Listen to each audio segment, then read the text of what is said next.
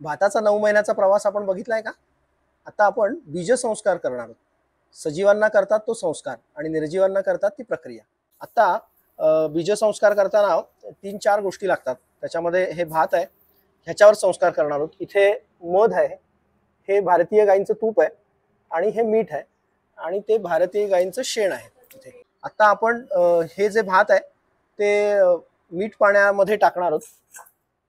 या मीठ पाण्यामध्ये टाकण्यामुळे भातावर जी काही बुरशी असते किंवा भातावर नंतर जो करपा येणारा रोग असतो तो त्याला येत नाही.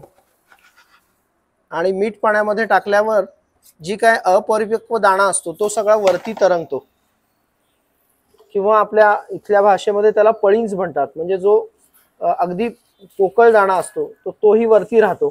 त्यामुळे वरती राहिलेला दाणा आपण सगळा काढून टाकतो आणि आतमध्ये खोल गेलेला दाणा आहे तोच फक्त लागवडी करता वापरणार आहोत. आता आपण बीजसंस्कार करताना अमृत पाणी करणार आहोत. हे शेण आहे, 1 किलो शेण घेणार आहोत आणि त्याच्यामध्ये 1 किलो शेणात साधारणतः 50 ग्रॅम मध आणि 25 ग्रॅम तूप. आधी मध कालून घेणार आहोत. मध आणि तूप हे जवळजवळ 5000 वर्षापेक्षा जास्त टिकणाऱ्या वस्तू आहेत आणि याच्यामुळे मातीमधले किंवा त्याला त्या बियाण्याला एक आवरण येतं आणि त्याचं जर्मिनेशन व्हायला किंवा उगवण क्षमता त्याची चांगली राहते.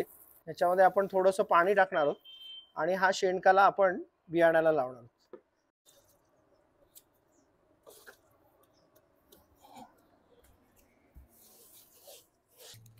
हे आता आपण सावलीमध्ये सुकवत ठेवणार आहोत भात आणि साधारणतः 2 तासानंतर दुपारनंतर आपण ते पेरणार आहोत.